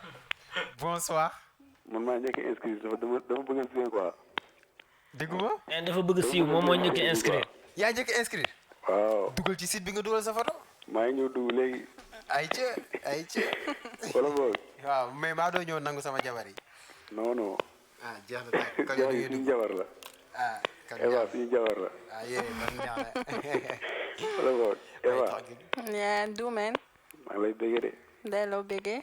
dafa jàmm ah. waaye ça va cool. mu ngi nice de. merci c'est gars yi gentil. kontaan nañ de. merci beaucoup fii la jaajëf te bonne continuation rek affaire yi moom mu ngi nice quoi. ah merci vraiment merci yàlla bu leen cat dugg rek. amiin waay yow si Pod et Marichou kan moo si sa acteur ak kan moo si sa actrice? man Eva. Eva chez les garçons? bon garçon yi moom Momo la quoi. Momo wuyu bi jantal bro la quoi. non booy moom wuyu la ñu gars yi di mais Pod moom da koo bëgg quoi Pod da koo bëgg de. ah Pod dafa bëgg jigéen. dañu ko. góor bu baax bu bañ jigéen ah dafa mel ni ji ah. oui. non mais ji man affaire boobu jaaxal na ma quoi yow la moo tax yow à chaque fois qu'on gars dañu mel booy yow comme ji quoi yow ji. yéen ñaar moom mën ngeen a ànd quoi mën ngeen a ànd. waaw loolu foog nga expliquer ma loolu quoi. mais demain am nga concert invité nga Pod invité nga Eva j'espère. waaw bu ñëwee dama neere bu ñëwee Kën Ndiaye est-ce que xam na Kën Ndiaye kon jeex na fan si Kën Ndiaye loo. xam naa ko kay. acca defal teew boog tuma yow àndal kay baa rek ngeen ñëw tasaare. incha allah amul benn problème. def leen loolu tuma. incha allah y a pas de souci. Eva ba ma naxee du baax de. non du ay nax may ànd ak Pod couple ñëw. waaw jeex na. jubóo foofu lay amee. kon neex na. léegi da ngay yónnee Orange Money bi si 244 bi rek. defe naa Pod moom numéro 2 bi lay laaj Eva numéro 3 bi comme que jigéen la. voilà ñoom ñaar muy téeméer. yow kii da nga bëgg numéro 3 trop. Allez, donc rendez-vous demain. Yeah, Inch'Allah. Ok, PNJ sera au niveau de Kër Ndiaye Lo pour le grand concert de Mouskalaf, bien sûr. Du coup, remercie encore une fois Mom Doumen. Allez, le numéro 3 en direct, Pod et Eva, allez-y. Allô, oui. Oui, Pod. waaw naka mu jàmbaar. Nice. ziar nañ de. Ça va nu mu demee. sant bu baax alhamdulilah. avant may avancer dama am une question pour toi. waaw. Pod yow da ngaa dër wala dëroo. non man des fois lay dër. c'est très rare. dërul dafa bar. su ma stressé lay dër. non ba stressé ah. waaw su ma stressé. yow kon sa waay loolu la nga remarqué kon si série bi quoi yow. non yow bul ma yàqal waaye. Aïcha ñu ngi déglu sa deuxième question lan. non c'était juste une question quoi. ah d'accord non sama constat la quoi su ma des fois bu commencé patiner bu ko Eva yëngalee rek. mu nga surtout cas yooyu noonu nag. non loolu jeu d'acteur am la rek. su ma Eva jaxasee nii ba ma perturbé noonu. bu ko Eva commencé yëngal rek bu commencé dër quoi. non ce jeu d'acteur la. gis nga de. yooyu ngay def ak yeneen. mais sinon mention spéciale à Négo Rap nag man j'ai des amis qui travaillent là-bas et je les félicite et di leen encourager quoi. ah merci eux ils font du bon travail quoi. xam naa suñu ma dégloo il faut me reconnaître mais. dëgg la je sais que ñu ngi def lu am solo ci. ouais c'est vrai quoi Négo Rap moom vraiment. effectivement maa ngi leen di féliciter encore une fois. ah oui merci beaucoup. di féliciter Eva aussi parce que.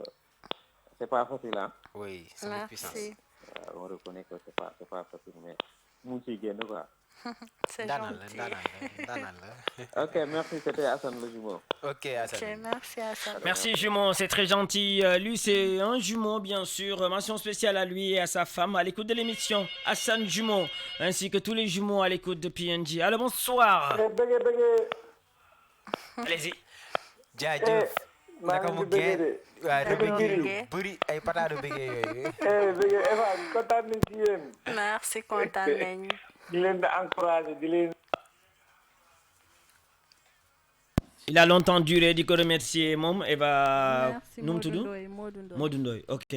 Donc dit que remercier Mom Modou Ndoye au 88 628 99 90 rapidement bien sûr les derniers auditeurs qui vont clôturer l'émission qui auront droit bien sûr à parler avec Eva, à parler avec Pod au 88 628 99 90. L'événement c'est ce mardi de 18h à 21h Canal Olympia bien sûr et puis juste après en direct au niveau de la TFM, votre dernier épisode. Pod, Eva, Nenko, bonsoir. Bonsoir. Bonsoir. Naka mu. ñu ci jàmm bu bari. alors yow da nga ñëw ko jubóole ma man ak Eva ah. waaw dama leen jubóo. dama leen jubóole. Cum. Eva. Oui. Eva baalal Pod. man maa ko bàyyi. bu ko bàyyi xam nga jëkkër ak jabar moo demee noonu léeg-léeg da ngeen di toll ci ay moment yow tamit baal ko. na fase kooku ba pare. kooku moom bul soo day génn kër gi. yow tamit bul digle loo xamante ne wóorugu. kooku moom ñun xam nañ nu mu demee day génn kër gi. Eva yaa ngi ci jàmm. waaw ça va maa ngi si jàmm bu baax. naka koo gi. ça va ñu ngi si kawam. ata nag dama xàmmee de ndeysaan. man sama doom laa woote sama doom Eva la bëgg nee na moom Eva moo ko tax di seetaan. côté Mari kontaan naa fóonal ma ko bu baax. dinaa ko foon instant yi day nelaw. d'accord y a pas de souci. waa di leen féliciter ndaxte série bi nekk na loo xamante ni daf ñuy yee. dëgg la. parce que diñ ci gis léeg-léeg loo xamante ni dañ koy dund carrément fii Sénégal. waaw. merci rafetlu tamit bu baax. di ñaan nag yàlla lu mu def ci yéen lu ne doyul na leen yokk ba ngeen yëg ko. amiin ñu bokk ko. amiin amiin. Pod may dëggal li ngay wax sànq sa jabar. man ñi koy suivre ci laa bokk. cëm waaw lu ngeen gis ci moom loolu ma jaaxal. non dafa jógee rek. ba pare rek elle est belle en plus. oh merci. merci waaw man mii ñi koy suivre ci laa bokk sincèrement. mais kontaan naa merci. waaw di leen wax nag série bi bu leen ko dagg noonu tamit na nekk loo xamante ni na am suivi daal. effectivement non là moom ñi ngi si liggéey loo xamante ne fin saison bi gars yi dinañ kontaan ba gars yi dinañ laaj saison 4 quoi. amiin na yàlla nay sotteeg jàmm. incha allah. waaw man sama question xam nga lan la. waaw. yaa tax ma ne la question. lu tax nga ne est-ce que Betty dina génn kër gi. non. non bàyyi ma raccroché sax xam naa ne jam naa la paaka garaaw. paaka put kay nga ma jam yow kay instant mu toll nii moom. maa ngi di Merci beaucoup à Binette des Parcelles Assainies. Pod tontu ko. allo waaw Binette. non tontu ko laa wax lu mu la posé. non man kay paaka pour la ma jam kay mënutuma wax dara. pare naa si. ok mais Pod gis nañ ne foo dem da nga yóbbaale Jini Jinjeer. waaw. lu waral loolu. non mais Jini affaire bu garaaw man lii dafa baax ci góor xaama ma ci benn sax. ok non j'aime bien et puis franchement même sérieusement sam papa daf ko bëgg je te jure la dernière fois mooy Jini bi jour match bi dama ñibbi ak moom dama ko sàcc gars yi yaakaar na ma leen si mayu ma leen si mu yóbbu ko sama gaale sama papa ne ma waa mais indi Jini bi fii yow xoolal je te jure ñu séddoo ko comme ça je te jure ma dóora ko moitié bi mais moom tamit il en raffole saa yu ñibbisee moom da koy utiliser moo tax quand je suis allé là-bas moitié bi laa ko jox quoi. Eva Jini Jinjeer mooy seen yëf yéen. waaw moo suñu yëf. jeex na mu yëf ñëpp. Aïcha nee nañ ko bonsoir. bonsoir. Allô, bonsoir. Oui. Bonsoir. Ça va? Ça va très bien, merci, Jambar. Comment vous allez? Tranquille, ñu ngi si jàmm. Yeah, cool. Yeah. C'est Jérémy de la PNJ. Ok, cool. Ziar nañ la de bro. waaw delloo siyaar di leen féliciter seen série yi ngeen def nii quoi. merci beaucoup. franchement gars yi kontaan nañ gars yi ñoo koy suivre tout le temps quoi. merci vraiment. waaw di leen féliciter Eva tamit mooy loolu tamit quoi. moom suñu jigéen bu baax la. waaw dëgg la. waaw gis nga. Jérémy ban question nga am. ban question nga am. non question di leen encourager rek comme que di leen encourager parce que lu ñu def naaj na tamit quoi ñu ngi gis suñu bopp. merci. gars lu ñu wax rek ñu kon ni xam naa saison 3 saison 4 bi tamit. mooy loolu quoi gars yi di ci xaaraat bien sénégalais di ci xaaraat tey di ci gën a gis seen bopp tamit quoi. est-ce que mus nga am loo seetaan mu métti la si Pod et Marichou Jérémy. non même pas. merci. man daal lu ñu ngi affaire naaj na tamit quoi mooy loolu man li nga comme Pod et Marichou ci émission série bi comme gars yi Sénégal ñu gis seen bopp ñu xam ne réalité sénégalais la ñuy dund tamit. loolu rek la quoi. dëgg la ok frère.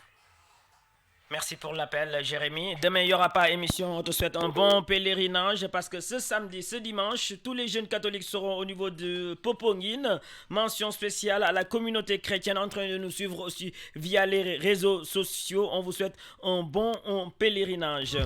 Alors, rapidement, les auditeurs, 88 le 628 99 90 et la possibilité de parler avec Eva et la possibilité de parler avec Pod, nos deux invités parce qu'ils font partie des artistes les plus sollicité côté UTV mënuñu toog une semaine jotuñu benn message benn appel UTV lañ bëgg ak Eva UTV lañ bëgg ak Pod mënuñu toog une semaine benn école wooyu ñu ne on veut voir les acteurs de la série Pod et Marichou loolu dinañ si ñëw léegi wuy leen kii.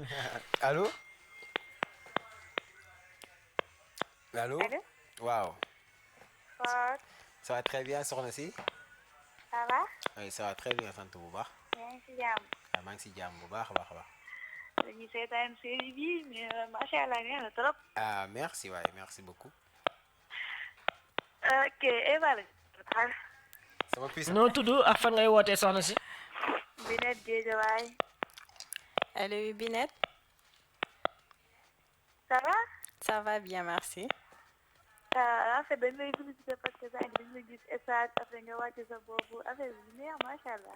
non même pas àdduna amul solo te yéen a baax. waaw gis nga loolu moo ñu gën a neex macha allah. merci c'est gentil. kon Eva bëriwul dosé bëriwul titre. non macha allah laa lay wax nii. merci encore c'est gentil Binette. ok Zano. ani Jano.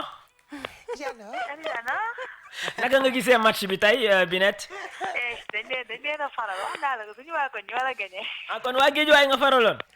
waaw. léegi match bi jeex PNG doo 5-2. maa reer ngeen. Amina moo ngi fii nii moom yéen la faraloon. ok béggeel ma Amina moom victoire bi kon. dañ leen a faral donc seen victoire sàcc boobu. léegi lan ngay wax Pod parce que moom dafa bëgg 3e match te nga kaa wax mu yem.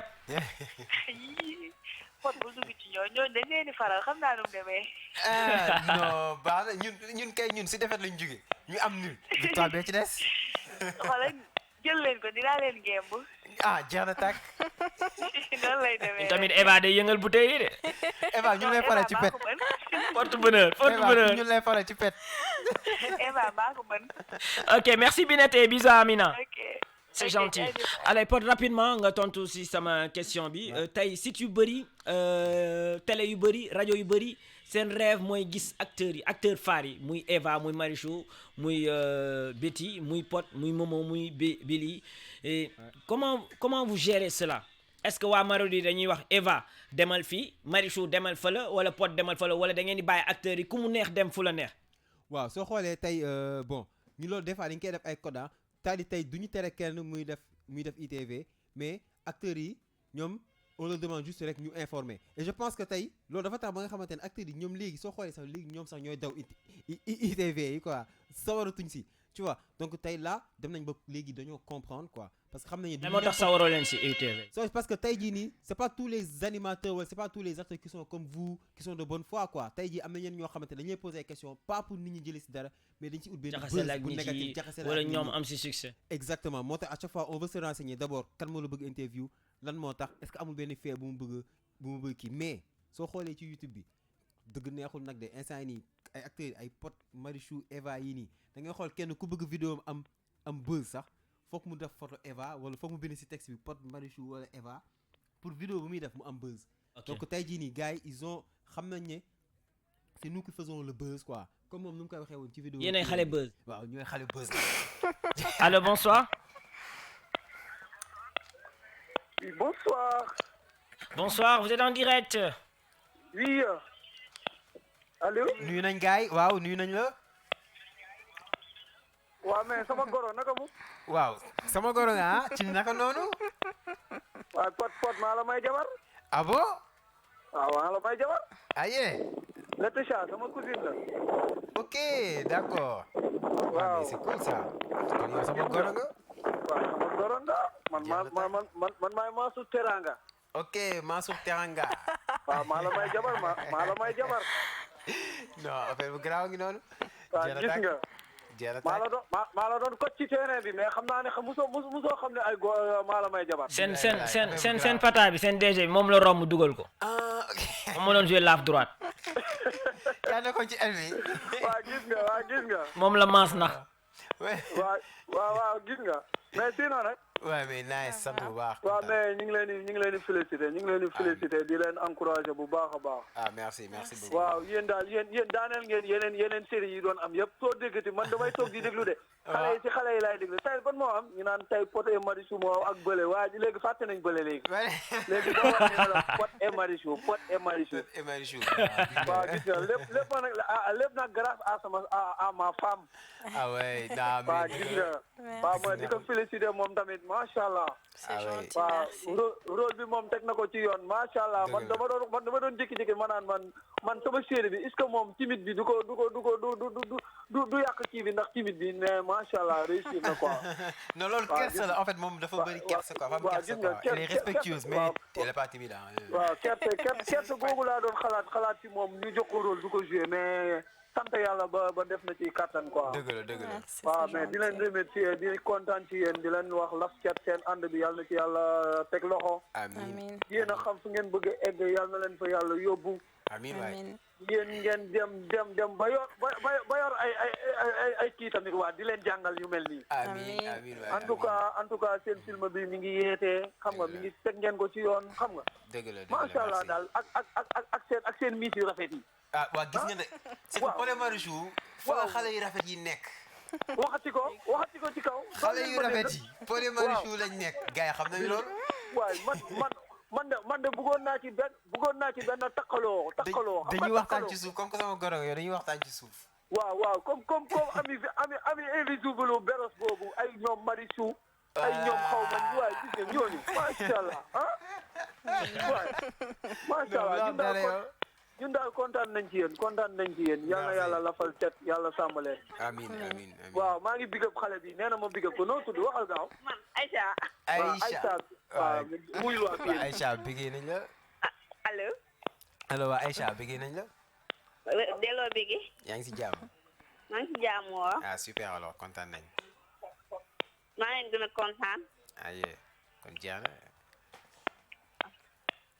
waaw nee na mënul wax ci rajo quoi mais kontaan nañu xoolal maa ngi big up waa PNJ family ñëpp lim juum dama jékki-jékki ñëw ñu ne Pod lañu invité rek ma ne xaar ma woote quoi waaw mais ça fait plaisir ci bëggee sama xarit sama doomu nday ñoom Modou Ndoye ñoom Malick xam nga ñoom Bokar am téeméer waaw xam nga sama jigéen ñi ba ku lim juum daal aw ma liste tey Malick def na lu nice dem Malick jantal boy waaw Malick waaw jox na ma ay banaana yu nganda Malick respect ci banaana yi rëy na neex na waaw jox na ma 1000 francs ne ma paasal Eva sax muy ree ama yow daam doo ko moo tax doo nettali de waaye loo yëngu siiw ok man maa mi jaaroon waay allez merci à Mansour hein. 2 auditeurs moo ma dese pour tëj émission bi 8 la 10 cartons d'invitation lañ ma may bien sûr les 10 personnes auront droit à des tickets d'entrée pour la saison. Voilà donc puis waa USA ku si mel ni papi bëgg na dugg tamit ñu ngi koy jaajëfal bu baax kii depuis Canada moom nee na su duggul moom tey moom du am jàmm quoi dafa bëgg wax ak Pod ñu ne ko bonsoir. allo oui bonsoir. waa mais bëggee nañ la de yow noo def noo tudd. allo waaw noo tudd. oui man c'est Belle GMS waaye ma Belle GMS. nee na Belle GMS. waaw mais yow sa baat bi neex na de. ah. Pod nee na sa baat bi neex na fan nga ñuy wooyee Belle GMS.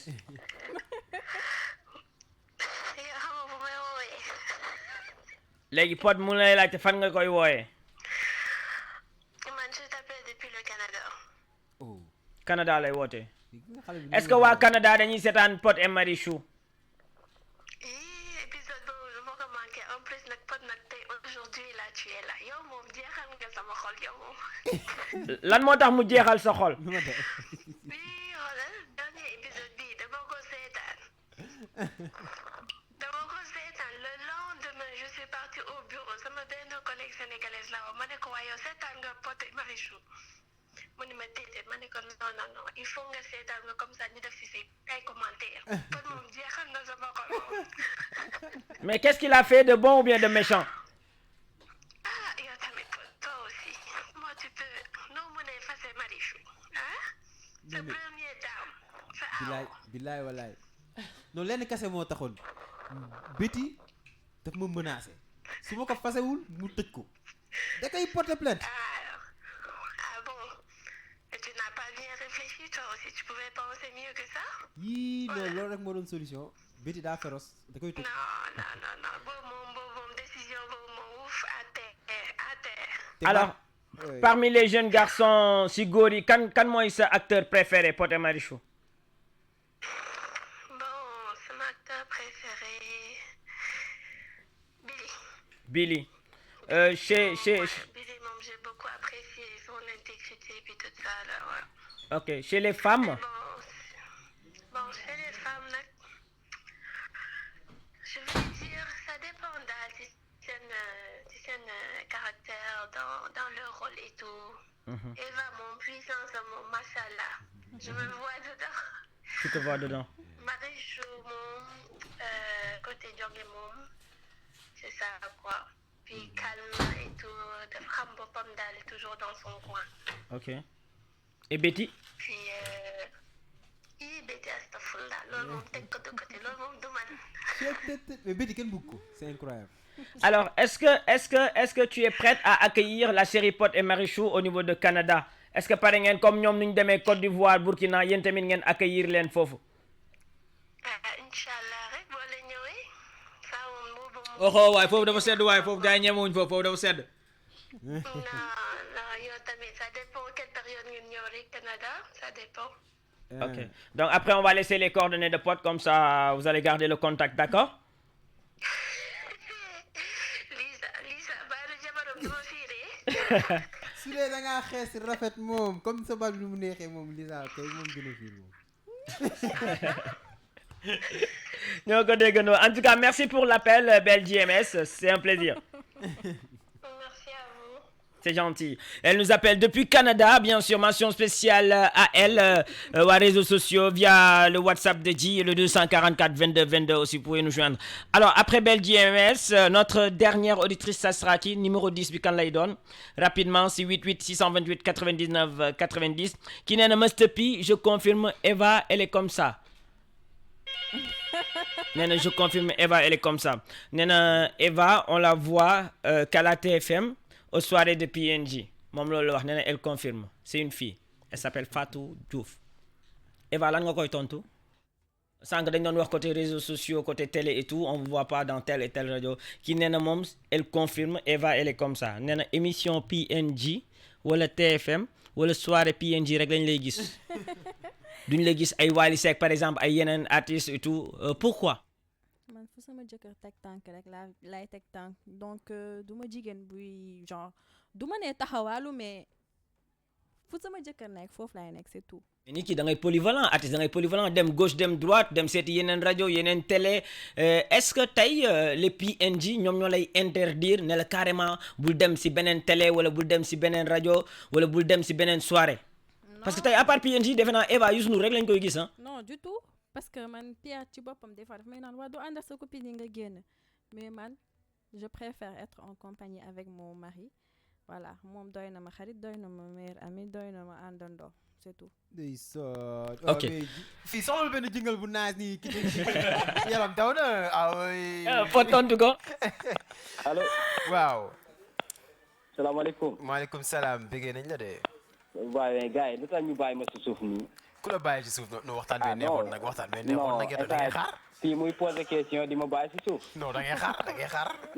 amul problème yéen samay acteur ngeen. waaw gis nga bëggee nañ Mohamed la depuis Leclerc. ok ziar nañ. puis maa ngi nuyu seen émission bi di rafetlu seen émission bi. ah merci beaucoup c'est gentil. waaw effectivement. mais passe ma Pi. waaw Mohamed yaa ngi en direct ak PNJ. ak Momo ak Pod ak Eva. effectivement maa ngi rafetlu émission bi. jëf noo gisee suñu acteurs yi. waaw bon li ñu wax noonu am na solo baba. am na loo si yokk wala am na loo si wàññi champion. non seen liggéey bi rafet na moom nañ continuer si élan boobu rek. côté série ban série moo la gën a neex Sénégal fi. non série boobu rek ba dee Marichou boobu la ñuy. waaw parce que ñoom laa invité su ma invité woon waa Idole nga ne non Idole mooy bomb. non du loolu ñoom la mais Pi. waaw. waaw dafa am sama benn yaay bi anniversaire quoi dama bëgg nga defal ko vidéo bi. waaye ma dénk ko tey Pod ak ci Eva rek man ma noppale ko tey man ak si. non suba la 4 avril la suba la anniversaire. ok nu mu tudd. Fatoumata Danso. Fatoumata. Danso. après nga message ji comme ça ñu yónni la ko foofu vidéo bi d'accord. ok amul problème sama artiste bi nag kañ nga koy invité sa baay. kan la. Bikey. ok jeex na après yow loolu dañ ciy teg. ok amul problème. allez message ji nga ne ko Fatoumata dansons. Merci à ce monsieur qui a clôturé l'émission. Guys, s'il vous plaît, hein, Pod dafa sacrifier wu ñëw. Il y a beaucoup de tournages qui attendent mes deux acteurs là qui sont là, muy Pod, muy Eva. Demain, après-demain, week-end bi ils seront chargés. Donc dañu bàyyi seen lépp tey ñëw ci émission PNJ. Donc les 10 personnes qui nous ont appelés, jàpp leen ne Adja dina ma remettre ay tickets le week-end. Donc dès lundi, ça sera disponible pour vous. Adja bu Marodi mu ngi déglu émission bi. Donc 10 personnes yi woote am ngeen 10 cartons invitation. mardi di ngeen mën a ñëw Canal Olympia gis Pod gis Marichou gis Eva gis tous les acteurs bien sûr ngeen seetaan ak ñooñu bien sûr dernier numéro bi et puis juste après su ngeen ñibbee seen kër ndey ak seen kër baay ngeen seetaan ko au niveau de la TFM Pod le dernier mot te revient. Ouais, bon, pour le dernier mot, moi je pense que demain remercier en gros toutes les personnes qui ont travaillé sur le projet Pod et Marichou, moi équipe technique bi, acteurs yi, aussi les téléspectateurs. Mais aussi, je ne manquerai pas de vous remercier aussi, vous les jumeaux, parce que franchement, Pod et Marichou, saison 1, saison 1, saison 2, saison 3. Communication. Guys, da ngay romb ñu ne waa PNG. Est-ce que amul beneen série lan moo tax PNG musuñu invité beneen série seen rajo. Non mais non la PNG dañuy far. Mais ragal féete nag day xañe wërsëg oui. Non la affaire yi amul lenn vraiment loolu fier nañ si kontaan nañ et on vous remercie beaucoup pour ça quoi. Ok, c'est super. Merci, Pod. Est-ce qu'on peut avoir le contact de Pod pour les fans qui sont à l'écoute? Bëgg nañ léeg-léeg ay vidéo anniversaire, bëgg nañ léeg-léeg gis Pod wax ak moom benn 1 minute da leen di neex. Mais tey si émission PNG bëggoon nañ nga jox ñu numéro bi quoi bu ñu teg dil na. D'accord, non, du ma leen teg dil, je vous donne mon numéro. Donc mu ngeen ma woo. Foofu noonu c'est sur le 77. 77 da ngay wax 77. 77. Oui. 202. 03. 02. 202 03 02. Exactement. Vous m'appelez, vous me balancez des messages sur WhatsApp, dina jot lépp. Ok. L'artiste préféré de Pod c'est qui ñu may la son bi. Sama artiste genre rappeur wala ki yooyu noonu. Waaw. Mais est-ce que du nga ma tegal Omzo Dollar? Omzo Dollar. Est-ce que xam nga ne Omzo Dollar dina ñëw bien sûr c'est anniversaire PNG ñëw Kermesse Cathédrale. Ay cëm. Est-ce que Pod dina ñëw anniversaire PNG le 21 avril. Du ma ko raté inchallah. Fan la Sali la. Kon pare King Club. Yàgg na. Doo bàyyi madame de. Ay yow madame ñoo ñëw. Jeex na. Ok, merci beaucoup. Donc Omzo Dollar pour faire plaisir à Pod. C'est mon numéro, c'est le 77 202 03 02. Alors Eva, ton mot de fin naka nga gisee émission bi lan ngay wax sa fans yi est-ce que tamit mën nga ñu bàyyi sa numéro vas-y. Bon. Eva yaa ngi reere. Question sans conviction. Bon, merci à vous. Content de cette invitation.